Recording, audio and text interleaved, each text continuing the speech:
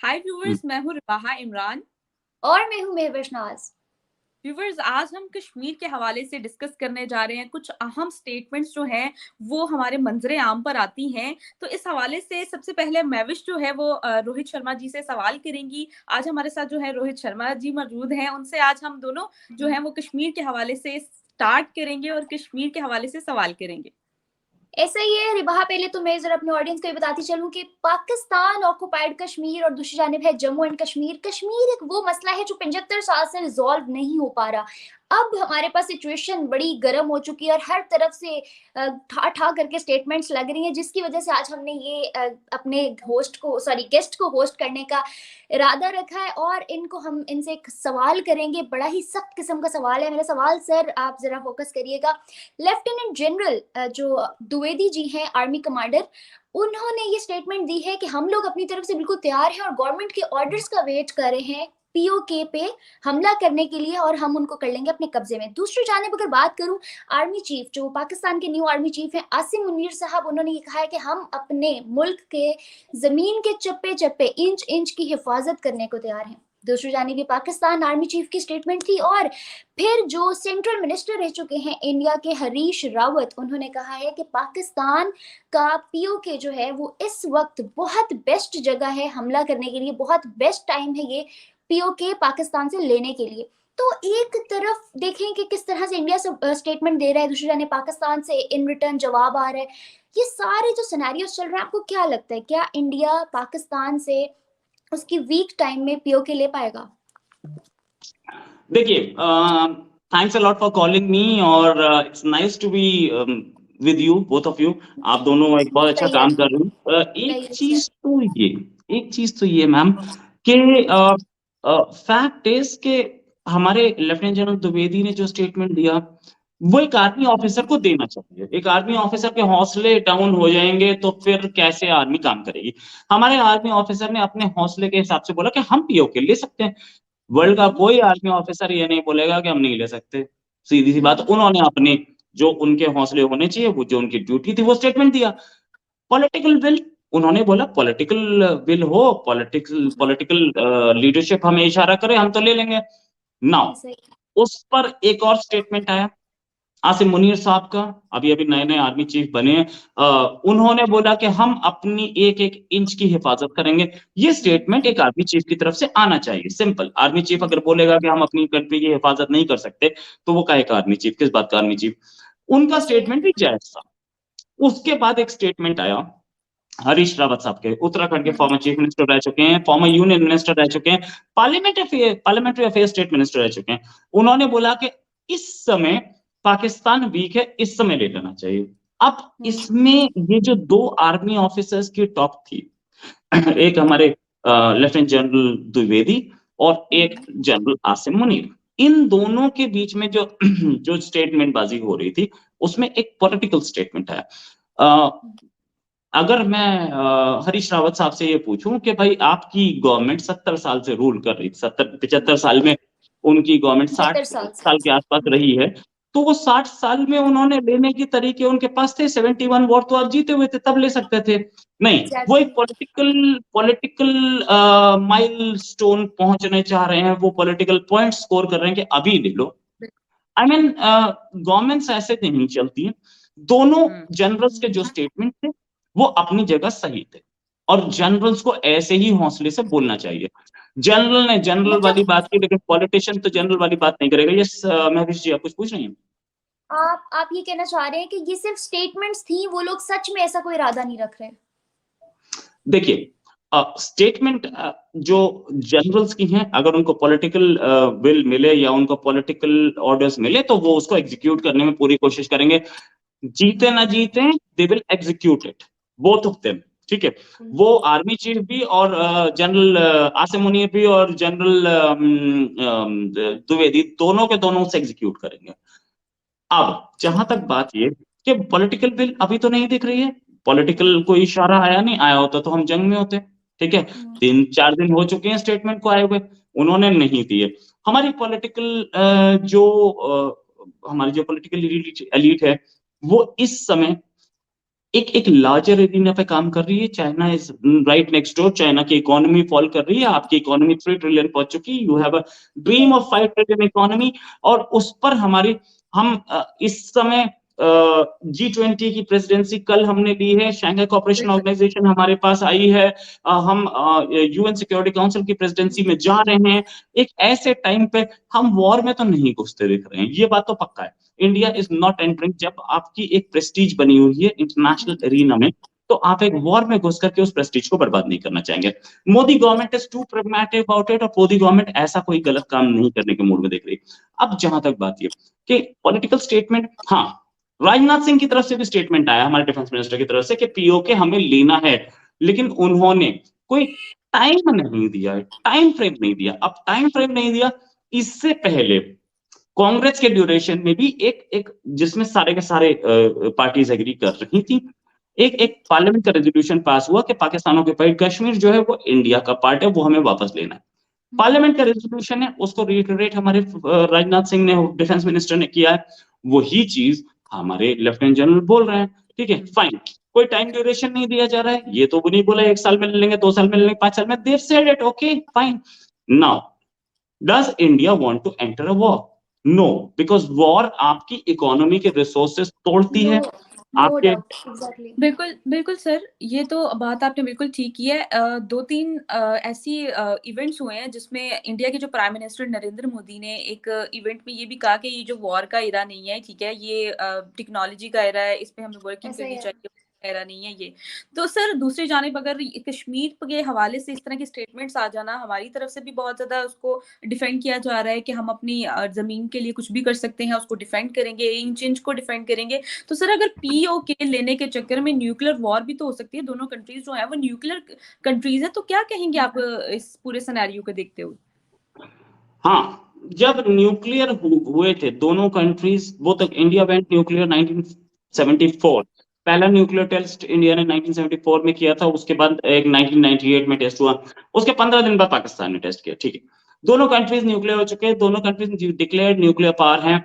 उसके बाद दोनों कंट्रीज वॉर लड़ चुके हैं, करगिल वॉर लड़ चुके हैं, न्यूक्लियर एस्केलेशन नहीं हुआ।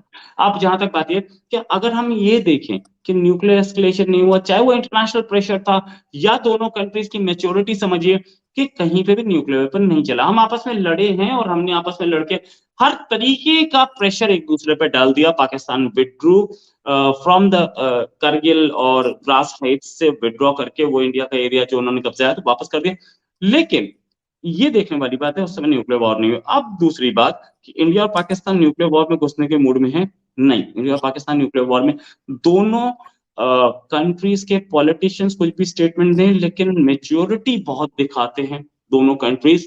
पाकिस्तान की तरफ से एक पॉइंट आया था जब अभिनंदन, हमारे विंग कमांडर अभिनंदन पाकिस्तान की कस्टडी में थे, और उस समय हम एक न्यूक्लियर फ्लैश पॉइंट पे खड़े थे, वॉर एकदम, because India was right in front of election, और India, prime minister Modi was not ready to budge, prime minister Modi ने बिल्कुल ऑर्डर्स दे दिए थे। उस समय की रिपोर्ट्स जो हैं कि इंडिया ने मिसाइल्स लगा दिए थे, ब्रह्मोस लग गई थी, अग्नि लग गई थी, और ट्रूस हो गए थे, मूव करने शुरू हो गए थे, नोटिस टू एयरमैन लग गया था, बॉर्डर पे कोई फ्लाइट्स नहीं उड़ रही थी, पंजाब के सारे एयरपोर्ट्स खाली करा दिए गए थे, बॉर्डर के सारे एयरपोर्ट्स खाली थे इनफैक्ट। तब भी दोनों कंट्रीज ने मेच्योरिटी दिखाई। पाकिस्तान ने इमीडिएटली 48 घंटे के अंदर अंदर अभिनंदन को छोड़ दिया कि यार यही एक कंटेंशन है जिसकी वजह से अटैक हो रही है, ये तुम ले लो, आगे हम बात कर लेंगे। एंड वो एक न्यूक्लियर वॉर एवर्ट हो गई। ठीक है, तो हमें नहीं लगता कि दोनों कंट्रीज इतना क्लोज आएंगे या न्यूक्लियर वॉर के चक्कर में पड़ेंगे, या दोनों कंट्रीज कहीं पे भी कुछ नुकसान चाहेंगे, because nuclear war means 20 crore से 25 करोड़ के बीच में लोग मारे जाएंगे, जो हम अफोर्ड नहीं कर सकते या वर्ल्ड अफोर्ड नहीं कर सकती। एक बहुत ही सीरियस इशू होगा। और ये भी हमारी रीडिंग है कि अगर करीब 30-40 न्यूक्लियर बॉम्ब यूज हो गए तो नॉर्दर्न हेमिस्फीयर एक एक आइस एज में आ जाएगी, जो कि शायद पूरे नॉर्दर्न हेमिस्फीयर की पॉपुलेशन को ड्रास्टिकली रिड्यूस करे, 10% पॉपुलेशन बचेगी पूरे नॉर्दर्न हेमिस्फीयर में। उस सिचुएशन को भी अवॉइड करने के चक्कर में सब हैं। तो आई डोंट थिंक कि न्यूक्लियर वॉर कोई अफोर्ड कर सकता है, या इंडिया अफोर्ड कर सकता है, पाकिस्तान या वर्ल्ड भी अफोर्ड नहीं कर सकती उसको। अफोर्ड अफोर्ड नो डाउट नहीं कर सकते, और मेच्योरिटी इसी में है कि दोनों कंट्रीज इस चीज को समझदारी से देखें और नहीं करें। लेकिन इन केस अगर ऐसा कोई स्टेप लेता है, क्योंकि पाकिस्तान में इस वक्त जो सिनेरियोज चल रहे हैं ना, बहुत घुमा हुआ दिमाग है सबका, कुछ भी हो सकता है, तो क्या पाकिस्तान इंडिया इन रिटर्न कोई जवाब देने के लिए या किसी भी ऐसी चीज के लिए तैयार है मेंटली? नहीं, इंडिया की एक पॉलिसी है, no first use policy India की है कि न्यूक्लियर अटैक हम पे हुआ तब हम अटैक करेंगे। ये नो फर्स्ट यूज पॉलिसी देख करके तो लगता है कि पाकिस्तान की तरफ से फर्स्ट यूज पॉलिसी हमें नहीं दिखी है। पाकिस्तान पहले न्यूक्लियर अटैक करेगा, ये भी हमें चांसेस कम दिख रहे हैं, क्योंकि पाकिस्तान नोज कि इंडिया का न्यूक्लियर आर्सेनल कैसा है, इंडिया की डिलीवरी कैसी है, और इस वॉर में, न्यूक्लियर वॉर में दोनों ही नहीं बचेंगे। और पाकिस्तान के साथ तो ये प्रॉब्लम है कि 22 करोड़ पॉपुलेशन है, हमारी तो 130 करोड़ है। पाकिस्तान के 22 करोड़ मारे गए और हमारे 22 करोड़ मारे गए, तो हम फिर भी 100 करोड़ का पॉपुलेशन, 100 करोड़ से ज्यादा की पॉपुलेशन हमारे हाथ में, पाकिस्तान के पास क्या बचेगा? तो पाकिस्तान नोज इट, और न्यूक्लियर वेपन यूज करना अभी तो मुझे तो नहीं लगता, और 1945 के बाद से यूज तो हुआ नहीं अब तक। मतलब टोटल क्लैप्स है। अच्छा सर, मेरा नेक्स्ट सवाल आपसे ये है कि क्या इंडिया एक्सपेंशनिस्ट पॉलिसी रखता है? इसका मतलब ये है कि क्या दूसरों की जमीन पे हक रखता है, या दूसरों की जमीन अपने कब्जे में रखने की पावर रखता है? देखिए, पिछले 5000 साल में इंडिया ने किसी दूसरे कंट्री पे अटैक नहीं किया, ये तो 5000 साल की हिस्ट्री है। अगर आप इंडिपेंडेंट इंडिया की हिस्ट्री देखें तो नहीं है हमारी expansionist policy, we have been defending ourselves. जब हम एक बहुत ही पॉजिटिव नोट पे बैठे थे, जब हम एक ऐसी पोजीशन पे थे जहां पे कि हम लोग, पूरी दुनिया मान रही थी कि इंडिया हैज वन 1971, उस समय भी हमने पीओके लेने की जिद नहीं की, हम कर सकते थे। ऐसी एक्सपेंशनिस्ट पॉलिसी हमारी नहीं है। वी डू नॉट बिलीव कि हम किसी दुश्मन की 1 इंच एरिया भी लें। हम चाइना की तरह दूसरे के एरिया को अपना एरिया नहीं बताते हैं। करतारपुर कॉरिडोर 4 किलोमीटर का है सिर्फ, वहां तो हम ले ही सकते थे। बरकी थाना तक पहुंच गए थे, लाहौर से आगे फोटोग्राफ्स अवेलेबल हैं, वो एरिया वापस दिया गया है। बरकी थाना इस समय पाकिस्तान में है, इंडियन आर्मी वहां खड़ी हुई है, फोटोग्राफ हमारे हाथ में। तो इंडिया दूसरे की जमीन पर नहीं नजर रखता है, लेकिन क्योंकि कश्मीर इंडिया का पार्ट है, पाकिस्तान ऑक्यूपाइड कश्मीर इंडिया का पार्ट है, वो इंडिया क्लेम करता है, और उसके लिए भी इंडिया ने आज तक वॉर नहीं की है। पीसफुल मीन्स से हम कोशिश कर रहे हैं कि वो वापस हमारे पास आ जाए, हमारी बातचीत चल रही है, टॉक से हो जाएगा, and then we are on our mission. लेकिन हम उसके लिए वॉर इनिशिएट कर रहे हैं, ऐसा अभी तो नहीं दिख रहा है। तो सर ये बताइएगा कि अगर हम बात करते हैं चाइना की, चाइना हमारा बड़ा अच्छा दोस्त है पाकिस्तान का, हम पाक चीन दोस्ती को हर जगह देखते हैं कि पाक चीन दोस्ती जैसी दोस्ती कोई नहीं है। तो सर अगर फॉर एग्जांपल ऐसा ना, मतलब हम खुद नहीं चाहते कि वॉर हो, अगर वॉर डिक्लेयर हो जाती है तो आपको क्या लगता है कि चाइना तो हमारे साथ है, ठीक है, और मतलब ओवरऑल दोनों जगह से हमने चाइना इंडिया को घेरा हुआ है, ठीक है, तो आप क्या समझते हैं कि इंडिया जो है टू फ्रंट वॉर के लिए रेडी है, जिस तरह का मतलब चल रहे हैं? रिबाहा, तुम्हारे सर के जवाब देने से पहले तुमने कहा कि पाक चीन दोस्ती को बहुत सराहा जाता है, नो डाउट बहुत सराहा जाता है, मगर चाइना वो दोस्ती है जो अंदर से काट रहा है हमारा। ये चीज अभी तक लोगों को समझ नहीं आई है। इस चीज ये पे तो मैं अक्सर सोचती हूँ या रिसर्च कर रही हूँ, लिटरली वो कर रहा है हमारे साथ।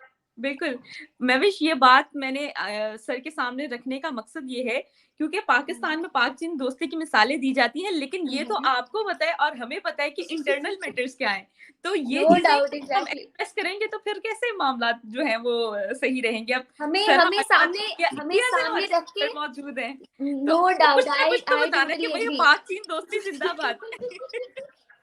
हमें सामने रख के पूरी दुनिया से चपेड़े पड़वा रहे हैं। But right, it's okay. एक चीज, वो long live Pakistan China friendship, वो बैनर्स तो मैंने भी देखे। अब जहां तक बात ये कि पाकिस्तान चाइना की जो दोस्ती है, पाकिस्तान चाइना किसी का दोस्त नहीं हुआ आज तक। अमेरिका जैसे किसी का दोस्त नहीं हुआ, वैसे चाइना भी किसी का दोस्त नहीं हुआ। अब चाइना अपने मफादात यानी कि अपने इंटरेस्ट में काम करता है, नो डाउट, लेकिन एक चीज सोचने वाली है, पाकिस्तान को चाइना की जितनी जरूरत है ना, उससे ज्यादा चाइना को पाकिस्तान की जरूरत है। बिकॉज एक चीज है जिसे बोलते हैं स्ट्रेट्स ऑफ मलक्का। मलक्का एक प्रोविंस है मलेशिया का, वो उसके पड़ोस से जो सी या सी की लेन गुजरती है, that is known as Straits of Malacca. अब वो स्ट्रेट्स ऑफ मलाक्का से वर्ल्ड का एक सब्सटैंशियल पोर्शन ऑफ ट्रेड गुजरता है। वो स्ट्रेट्स ऑफ मलाक्का, उस स्ट्रेट्स ऑफ मलाक्का में वहां से चाइना का तेल निकलता है, तेल मतलब ऑयल, और उसी से चाइनीज इकोनॉमी चलती है। अगर इंडिया चाइना वॉर हुई या अमेरिका चाइना वॉर हुई या क्वाड के किसी भी कंट्री से अमेरिका चाइना की वॉर होती है, तो वो स्ट्रेट्स ऑफ मलाक्का अगर चोक कर दिया गया, इंडिया ने चोक किया या अमेरिका ने चोक किया, तो उसे चोक करने के बाद China will be energy deficient country, और उसको सेव करने के लिए चाइना को दूसरा ऑल्टरनेटिव रूट बनाना पड़ा, दैट वाज ग्वादर, और ग्वादर से सीपीईसी या वो रोड बेल्ट इनिशिएटिव, और वो ऊपर से पाकिस्तान ऑक्यूपाइड कश्मीर के थ्रू चाइना में तेल चला जाए, वो रूट है, वो रूट उन्होंने बना लिया। तो अब आप ये समझिए कि कितना इंपॉर्टेंट है पाकिस्तान चाइना के लिए। In the event of a war with India Pakistan war, वो रूट बंद ना हो जाए, इसके लिए चाइना को कूदना पड़ेगा इन फेवर ऑफ पाकिस्तान। अब जहां तक बात आती है कि क्या इंडिया टू फ्रंट वॉर के लिए तैयार है, यस, इंडिया, हमारे former army chief then CDS Bipin Rawat साहब, उन्होंने आज हम रावत लोगों की ज्यादा वो कर रहे हैं, बातचीत कर रहे हैं, अभी हमने हरीश रावत जी की बात की थी, फिर बिपिन रावत की बात की।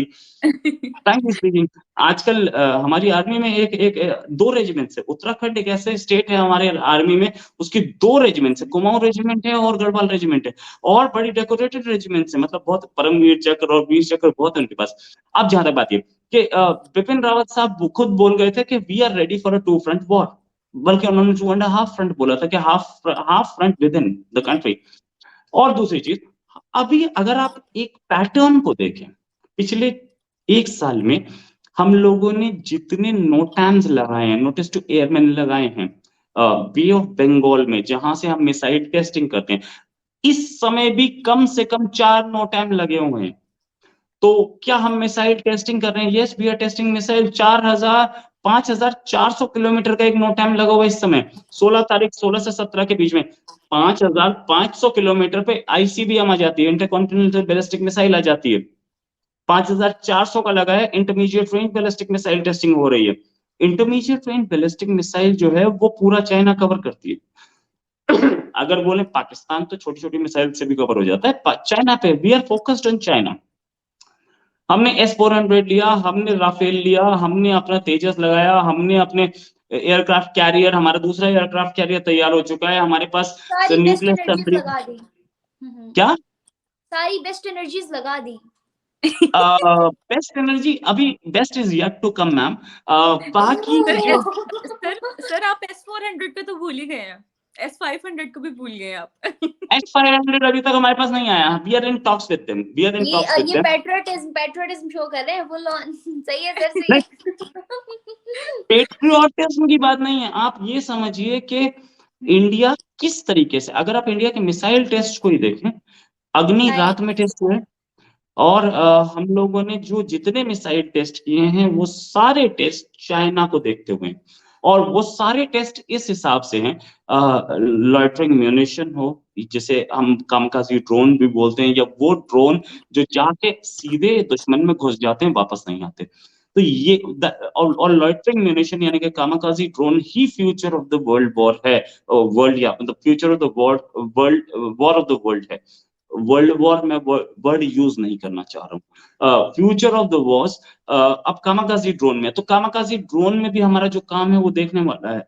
जहां तक बात करें हम लोगों का जो डेवलपमेंट्स अभी देख रहे हो, सारे डेवलपमेंट्स ये बताते हैं कि ये 2 फ्रंट वॉर की तैयारी है। सारा डिप्लॉयमेंट S-400 जो आया, पाकिस्तान की साइड पहले लगा, चाइना की साइड बाद में लगा। तो यू लुक एट इट कि 2 फ्रंट वॉर की हमारी तैयारी पूरी है सर। लेकिन फिलहाल करंट, जी रिबा बोलो। मैं विश आप क्वेश्चन कर लें, कोई नहीं। अच्छा सर, यहाँ पे अभी देखिए आपकी एक स्टेटमेंट उधर से आ रही है, उधर से हर बंदा इसको जो है ना क्रॉस सेक्शन में लेके चल रहा है। एक स्टेटमेंट पाकिस्तान की तरफ से आती है तो उससे 2 हाथ आगे की स्टेटमेंट इंडिया की तरफ से आ रही है। इस सारे सिनेरियो को देखते हुए आपको क्या लगता है, क्या पीस पॉसिबल है आने वाले दिनों में? पीस की बात कोई करता ही नहीं दिख रहा मुझे तो यहाँ पे, ना इंडिया कर रहा है ना पाकिस्तान कर रहा है। पीस को चिड़िया का नाम है, वो तो हमारे सब कॉन्टिनेंट के ऊपर से उड़ना बंद हो गई जब से हाल में रिसेंट स्टेटमेंट्स आप देख लो।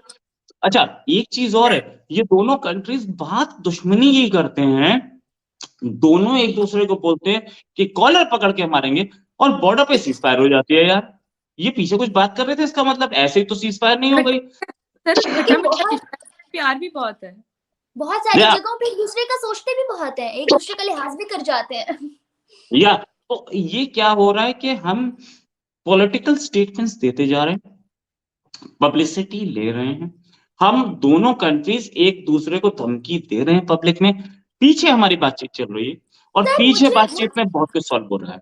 मुझे पता है क्या लगता है, मुझे लगता है कि अब हमारे पास जितनी भी आपस की दो ममालिक की जंग रह गई है ना, वो सिर्फ लोगों को दिखाने और उनके भड़काने का आगे जवाब देने के लिए रह गई है। बाकी पर्सनल में भी पब्लिक इंटरव्यूज भी करती हूँ रिवाहा, तुम्हें भी आइडिया होगा कि लिटरली लोग अब तंग आ गए उस चीज से। अब वो अच्छे पॉजिटिविटी की तरफ जाना चाहते हैं, लेकिन उन्हें एग्जैक्टली सोशल नेटवर्किंग जाने नहीं दे रही है। सर, फिर यहाँ पे एक और बात भी आ जाती है कि हम तो चाहते हैं, आवाम तो चाहती है कि पॉजिटिविटी स्प्रेड हो, पीस फैले, और दोनों कंट्रीज की जो ऑडियंस है या आवाम है वो एक दूसरे से मिले। लेकिन आपको पता है पॉलिटिकल सिनेरियोज उस चीज से की इजाजत नहीं देते या उस बिहेवियर की इजाजत नहीं देते। तो मतलब कशीदगी तो फिर रहती ही रहती है। मतलब वो कहते हैं ना, खट्टा मीठा सास बहू वाला प्यार है दोनों कंट्रीज के ऐसा ही है। दरमियान। और लिटरली रिबाहा, मैंने इतनी लड़कियों से इंटरव्यूज किए पब्लिकली, और वो मुझे कहती थी आगे से कि यार किसी तरह इंडिया का वीजा लगवा दो, हमें उनका कल्चर इतना पसंद है, हमें वहां से झुमके लाने हैं, साड़ियां और लानी अगर है, मैं अब घाघरे लाने हैं। इंडिया जाने का कहूंगी तो फिर तो ज्यादती हो जाएगी ना और फिर हम्म, बहुत ज्यादा कंट्रोवर्सी फैल जाएगी। नहीं नहीं, देखिए देखिए एक चीज, अच्छा ये बताइए, ये जाति और ये सारी चीजें, ये उस समय कहाँ थी जब सानिया मिर्जा शादी कर रही थी? तब तो सबके सब बड़े खुश होके घूम रहे थे, सीधी सी बात है ना यार। अब कोई पाकिस्तान में क्वेश्चन बोलो जी, आप किसी इंडियन लड़के से शादी करना चाहती हो, तो किसी ने हाँ बोला, किसी ने ना बोला। अब विच हंट आप उनकी एंकर मर्जी की है। कर दो, नहीं आप धमकियां एंकर को देना शुरू कर दो यार, बोला जिसने था उसको धमकी दो आप, सिंपल सी बात। अब जहां तक बात ये, दूसरी चीज, इंडिया में शाहरुख खान की वाइफ गौरी खान हिंदू है भाई, हुई थी ना शादी इंडिया बिल्कुल। में। आप देखिए मुस्लिम लड़कियों ने क्या हिंदू से शादी नहीं की हुई है? ऋतिक रोशन की वाइफ कौन थी? हिंदू नहीं थी। इंडिया में ऋतिक रोशन की वाइफ मुस्लिम थी। इंडिया में ये अगर मैं बताऊं, मनोज वाजपेयी की वाइफ नेहा मुस्लिम है, ठीक है। 50 हैं लड़कियां मुस्लिम, लड़की जी लड़कियां। अरे कैटरीना कैफ का हस्बैंड कौन है भैया, हिंदू नहीं है? सलमान खान की दो भाई हैं, दोनों भाई की वाइफ मुस्लिम है, और दोनों भाई की वाइफ हिंदू हैं, और सलमान खान की बहन का हस्बैंड हिंदू नहीं है, या वो सलमान खान की खुद की माँ जो है हिंदू नहीं है। तो इंडिया सर में ये यहाँ फर्क ही नहीं पड़ता है। ऐसा या ही है, यहाँ पे हमारे पाकिस्तान में भी इवन बहुत से ऐसे कपल्स हैं जिनकी वाइफ या मेल और फीमेल दोनों में से एक बंदे का रिलीजन कोई और होता है, और हमारे Pakistani channel, news channels even जाकर उसको स्टोरी बना के, बड़ी अट्रैक्टिव स्टोरी बना के कवर कर रहे होते हैं कि ओ माय गॉड, फलां मुल्क की लड़की ने पाकिस्तानी लड़के से शादी कर ली यार, तालियां बजाओ भाई, भाई शमियाने इसने तो बजाओ, पाकिस्तान बहुत के लड़के ने बहुत बहुत हंगामा कर दिया ना भाई, बहुत मतलब उनको तमगा इम्तियाज बट देना चाहिए भाई, भाई बहुत ऑस्कर बड़ा देना चाहिए। कारनामा सर अंजाम दे दिया। ये तो अमेरिकन लड़की ले आया भाई, अब ये तो ऑस्ट्रेलियन ले आया, ब्रिटिश लड़की ले आया, यूरोपियन कंट्री हमारे मुल्क में, ओ माय गॉड, हम तो गरीब थे। तो ये सारे सिनेरियोस देखते हुए वहां घंटा फर्क नहीं पड़ता किसी को। तो सर ये तो चले, ये दिल तो के बातें चलती दिल की रहेंगी। बातें हैं, मत निकल दो। हम्म, सो ये बातें चलती रहेंगी। मेरा आखिरी सवाल आपसे ये है कि आपको पता है कि कंट्रोवर्सीज तो चलती हैं और अप्स एंड डाउन्स भी चलते हैं, फॉरेन पॉलिसी से रिलेटेड भी कभी ताल्लुकात अच्छे हो जाते हैं तो कभी जो है आंखें दिखाई जाती हैं। अमेरिका की बात ले लें, एक टाइम था कि कुछ अर्सा पहले ही, चाहे कुछ मंथ्स पहले ही हम बात कर लें, तो वो आंखें दिखा रहा था अमेरिका पाकिस्तान को, लेकिन अब सुनने में आ रहा है कि दोनों कंट्रीज जो हैं करीब आ रहे हैं। तो आप इस पूरे सिनेरियो में इंडिया को कहाँ पर देख रहे हैं? यस। अब मैं एक चीज पहले इस पे भी आऊंगा कि इंडिया को कहाँ देखते हैं, उससे पहले एक चीज बताता हूँ कि कोई मुस्लिम लड़की हिंदू से या किसी और से शादी करे ना करे, ये इस्लाम में नहीं लिखा है। क्या पाकिस्तान एक मुस्लिम कंट्री है, इस्लामिक कंट्री है? कोई इसका जवाब है? सब बोलेंगे हाँ है। क्या इसका सऊदी अरेबिया इसका एक जवाब इस्लामिक कंट्री है? इसका या जवाब सर आप हमारे इसका जवाब आप हमारी सोशल मीडिया से जाके देखें कि यहाँ पे आके लोगों का इस्लाम आ जाता है। अगर आप हमारा सोशल मीडिया देखो, हमारा टिकटॉक देखो, किस इंसान को उठा के वायरल कर दिया जाता है, क्या सिनेरियोस, वहां पे इनका दीन बंद हो जाता है, वहां पे इनकी नेशनलिज्म बंद हो जाता है, इंडियन सॉन्ग्स को प्रमोट कर रहे होते हैं वायरल करने के लिए वहां पे। लिटरली अभी कुछ दिन पहले की जो आयशा गर्ल वायरल हुई, आप उसका नाम देखो, सर फिर वो आप उसका गाने रिलीजन गाने देखो। बिल्कुल गाने हाँ, पे नहीं, वायरल इंडियन सॉन्ग पे उसको गाने इंडियन सॉन्ग पे उसको उठा के हमारे गवर्नमेंट सेक्टर्स के जो हैं चैनल्स, उन पे बुलाया जा रहा है, सराहा जा रहा है बहुत ज्यादा कि यार आपने तो पता नहीं कौन सा तीर मार दिया, आपको तो हम बहुत बड़ा अवार्ड देते हैं, आप हमारे मुल्क की, हमारे नेशन की जान लेजेंड बन गई है। और वो बंदी 3 दिन में लेजेंड है, आप 3 दिन में 2 करोड़ कमा के साइड पे होगी। मारो मुझे, मारो। राइट। दिल जला अच्छा, मेरा था। मैं एक छोटा सा क्वेश्चन पूछ रहा हूँ। सऊदी अरेबिया मुस्लिम कंट्री है, पाकिस्तान मुस्लिम कंट्री है, और इस्लाम में जो चीज मना की गई है, जिस चीज को हराम बोला गया है, वो करना गुनाह नहीं है। तो एक Muslim country Saudi Arabia Pakistan को इंटरेस्ट पे लोन कैसे दे सकता है? इंटरेस्ट तो गुनाह है, इंटरेस्ट तो हराम है, सूद का पैसा नहीं लिया जा सकता। एक ट्रू, मुस्लिम कंट्री दूसरे सो ट्रू, मुस्लिम कंट्री को आई इंटरेस्ट एग्री। पे पैसा दे रहा है। तो क्या पाकिस्तान के प्राइम मिनिस्टर शहबाज शरीफ का तन से जुदा नहीं होना चाहिए? क्या श्रीलंकन के लिए ही वो नारा लगेगा? क्या वो उसका एमबीएस का कर दो, एमबीएस आए तो थे पाकिस्तान में, कैसे वो वापस चले गए? काट देते उसका सिर। ये चीज, ये जो इस्लाम का नाम है, ये सिर्फ बच्चों को डराने के लिए, किसी लड़की को डराने के लिए, या श्रीलंकन को मारने के लिए ही यूज हो सकता है। इस्लाम वहां फेल हो जाता है जहां पे आपको बंदूक दिखती है। तो ये चीजों पे मैं इस चीज को नहीं मानता। अगर इस्लाम मानना है तो पूरा माने आप, पूरा नहीं मानेंगे। टीवी अलाउड है पाकिस्तान इस्लाम में। इस्लाम में क्लियरली लिखा है, जो चीज अल्लाह ने प्रोड्यूस की है, जो चीज अल्लाह ने बनाई है, आप उसको रिप्रोड्यूस नहीं कर सकते। इसीलिए इंडियन सब कॉन्टिनेंट के बाहर कहीं पे भी आप देखेंगे कि तो किसी इंसान की, ह्यूमन बीइंग की आपको ड्राइंग नहीं मिलेगी, कहीं पे पेड़ की ड्राइंग नहीं मिलेगी, किसी और नेचुरल चीज की ड्राइंग नहीं मिलेगी। सारे के सारे ज्योमेट्रिकल फिगर्स मिलती हैं आपको बिल्डिंग्स पे। सिर्फ इंडिया में, इंडियन सब कॉन्टिनेंट में ऐसा मिलता है जहां पे आपको ताजमहल में फूल पत्ती मिलेगी, ठीक है। अगर वो जो इस्लाम में अलाउड नहीं है, तो टीवी कैसे हर घर में है भैया? वो भी तो रिप्रोड्यूस कर रहा है। मैं अल्लाह का बनाया हुआ हूँ, ये रिप्रोड्यूस नहीं कर हो रहा हूँ मैं यहाँ पे। आप मुझे कोई आदमी यूट्यूब पे देख रहा है, आई एम बीइंग रिप्रोड्यूस्ड। तो सर तो उसे ये तो सर हराम मैं समझा मैं जाता है ना मैं बताती हूँ। सर वो भी हाँ हराम मैं है, बताती बिल्कुल हूँ। हराम है। क्या? बेसिकली रिलीजन बहुत पॉजिटिव है, रिलीजन बहुत पॉजिटिव है, लोगों ने उसका इम्पैक्ट गलत डाला हुआ है, लोगों ने उसको पेश बुरा किया हुआ है, लोगों ने उसका इमेज और पोर्ट्रे किया हुआ है। बेसिकली इस्लाम वो है ही नहीं जो हमारी सोसाइटी में दिखाया जा रहा है, माना जा रहा है, बताया जा रहा है। और बेसिकली रिलीजन वो नहीं है। Basically religion is a very positive and very good thing. और इस्लाम ने लोगों को इतना तंग जहन नहीं बनाया जितना लोग हो गए अपने मफाद के लिए। इस्लाम खत्म, मफाद खत्म, तो साथ ही जाग जाता है उनका अंदर का मुसलमान। बिल्कुल तो तो ये सर जो यहाँ चीजें है ना, बड़ा मैं यहाँ पर एक बात कोट करूंगी कि हर इंसान का अपने गॉड से, अपने अल्लाह से जो ये पर्सनल कनेक्शन है, वो सिर्फ आपका पर्सनल मैटर है। और मैं ये समझती हूँ नो कि ये डाउट आपका है, आप किसी के ईमान को जज नहीं कर सकते। आप वो अब सर हमारे साथ है, आपका हाँ आपके गॉड के साथ क्या ताल्लुक है, हम नहीं आपको कुछ जज कर सकते या हम आपको कुछ नहीं कह रिबाहा, सकते, ये आपका वो पर्सनल तो राइट है। तब होता है ना, वो तो तब होता है जब मुआशरा समझे कि खुदा है, कि यहाँ तो जमीन पे हर बंदा खुदा बना बैठा है, यहाँ आप किसको खुदा कह रहे हो? तो बिल्कुल यहाँ सिनेरियोज हो वन रहे हैं ना। 1000 एडी से लेके 1500 एडी तक आप सारी हिस्ट्री की किताबें पढ़ लीजिए। इस्लाम was the richest religion and Islam was the most rising religion. क्यों? ऐसा ही है, क्योंकि आई उस आई नो, समय, आई एग्री। हाँ आपने पढ़ा होगा, बिल्कुल इनफैक्ट क्रूसेड्स हुए थे क्रिश्चियन से, क्रूसेड्स में इस्लाम जीता। क्यों जीता? क्यों? मुसलमानों ने एक वक्त में पूरी दुनिया पे हुकूमत की है, ऐसे ही है। बिल्कुल आई बिल्कुल स्पेन तक पहुंचे, ठीक है।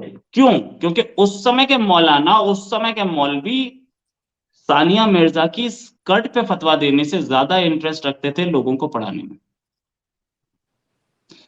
आज क्योंकि रिलीजन मोनेटाइज हो गया है, तो आप ये सोच रहे हो कि पैसा कमा ले, मैं सानिया मिर्जा की स्कर्ट पे भी फतवा दे दूं और 10 चीजों पे फतवा दे दूं। आज तो एक और जनाब मौलवी साहब इंडिया के, अच्छा इंडियन मौलवी जो है ना, वो तो अपने आप को ये समझते हैं कि वो कुरान उन्होंने पढ़ी नहीं है, वो डायरेक्ट फ्लाइट पकड़ के गए थे, अल्लाह से लेके आए। वो ऐसे फतवे देते हैं कि जो लेडी इलेक्शन में खड़ी हो रही है वो भी इस अनइस्लामिक है। अरे यार, कौन सी कंट्री ने बोल दिया यार? मोहम्मद साहब के टाइम पे उनकी वाइफ जो थी आयशा बेगम, वो तो लीड करती थी पूरी आर्मी को लीड करती थी, आर्मी के कैंपेन में साथ जाती थी। तो कोई लेडी वॉर में जा सकती है, इलेक्शन नहीं लड़ सकती? ये कहाँ से आते हैं और कहाँ से अनपढ़ लोग आते हैं? मैं हिंदू होकर के आपको बता रहा हूँ, ये मुसलमानों को नहीं पता है क्या? सच बात ये है। सर सर मैं बताती हूँ, सबको सब बातें पता है अंदर से, लेकिन मसला ये है कि लोगों ने अपने इस्लाम को अपग्रेड कर लिया है, अपग्रेड, अपनी नजर में उन्होंने अपग्रेड किया है, लेकिन सिनेरियोस कुछ और डिफरेंट है। इसको आज ही एंड करते हैं, हम लोग फिर किसी दिन इस पे एक सेशन रखेंगे, प्रॉपर हेल्दी बिल्कुल डिस्कशन करेंगे। राइट। और सर बहुत रिबाहा भी अच्छा लगा तुम्हारा एक तो मैं लास्ट आपके सवाल था उस उसको। महवेश जी, मैं आपको सॉरी रिबाहा जी, मैं आपके उस क्वेश्चन पे आता हूँ कि पाकिस्तान और अमेरिका साथ जा रहे हैं, तो हमारे फॉरेन मिनिस्टर ने स्टेटमेंट दिया था कि देखो, क्वाड में उनसे क्वेश्चन पूछा गया था कि क्वाड के हम बहुत सारी चीजें नहीं मान रहे हैं क्वाड के। तो हमारे फॉरेन मिनिस्टर जयशंकर साहब बहुत बहुत बड़ी काबिल फॉरेन मिनिस्टर है, करियर डिप्लोमेट है, इंडियन फॉरेन सर्विस ऑफिसर है। उन्होंने बोला था कि ये क्वाड के कंट्रीज जो हैं, ये मेरा मैप तक तो मानते नहीं, मैं इनकी सारी बातें क्यों मानूं? तो अब हमारे जो रिलेशंस हैं, और बड़े एग्रेसिव फॉरेन पॉलिसी जयशंकर साहब ने रखी हुई है, उन्होंने बिल्कुल क्लियर बोला है कि ये कंट्रीज मेरी बात मानेंगे, मैं इनकी मानूंगा, नहीं मानेंगे तो मैं इनकी नहीं मानूंगा। 1:1 रिलेशन होगा। पाकिस्तान के अमेरिका से बेटर रिलेशंस हों, फाइन। हम किसी भी कंट्री से अमेरिका के लिए रिलेशंस खराब नहीं करेंगे, और हमारे रिलेशंस ऐसे ही रहेंगे आगे भी। अमेरिका बहुत अच्छा कंट्री है, हमारा बहुत अच्छा दोस्त है। रशिया कोई खराब दोस्त नहीं है। उन्होंने ये बोला कि डिक्टेटरशिप, पाकिस्तान में डिक्टेटरशिप को सपोर्ट करता रहा अमेरिका इतने 70 साल। हम तब भी तो थे। हम अमेरिका के लिए रशिया से रिलेशंस खराब नहीं करेंगे, एंड दिस इज रियलिटी। और ये बड़ी अच्छी रियलिटी हमारे सामने आएंगे। तो उसके बाद स्टेटमेंट आया अमेरिका का, नहीं नहीं, आप को जितना तेल रशिया से खरीदना खरीद दीजिए। तो इट्स फाइन। हम किसी की साइड नहीं है, ये बात एकदम क्लैरिटी से बताए, हम किसी के साइड नहीं है, ना अमेरिका के ना रशिया के। क्यों? क्योंकि हम खुद एक इंडिया साइड को है। किसी के, ऐसा ही है सर, इंडिया को किसी की साइड पे होने की या लेने की या करने की जरूरत भी नहीं है, क्योंकि अब वो एक ऐसा मुल्क बन चुका है जो किसी का मोहताज नहीं है, वो खुद आने वाले टाइम में मोहताज सुपर पावर बनने जा रहा है। बिल्कुल। और राइट। दूसरे नंबर पे यहाँ तक ये भी तो है कि उनकी इकोनॉमी 5th रैंक पर आ गई है, एक बहुत बड़ी बात है। ऐसा तो ही सर है। यहाँ पे प्रोग्राम का वाइंड अप करूंगी। बहुत शुक्रिया, आज के सेशन में बहुत मजा आया। लिटरली थैंक मैं यू सो इतने मच सर, प्रोग्राम्स बहुत किए, हेल्दी, इसको इतने इसको कहते हैं प्रोग्राम्स हेल्दी किए, डिस्कशन, जो और जो बिल्कुल हर तरफ सराउंड करके वापस आए। बिल्कुल ऐसा ही बिल्कुल। है। और मुझे बड़ा अच्छा लगा है सर, महविश आपने हमारे साथ होस्टिंग की, उसके लिए भी बहुत शुक्रिया सर। बिल्कुल आपने सर। बहुत अच्छा हम लोगों को गाइड किया, थैंक यू सो मच। उम्मीद करती हूँ कि इस तरह की डिबेट, इस तरह की हेल्दी डिबेट हम लोग सेशंस करते रहेंगे, और हम दोनों को ही दें इजाजत। Thank you so much.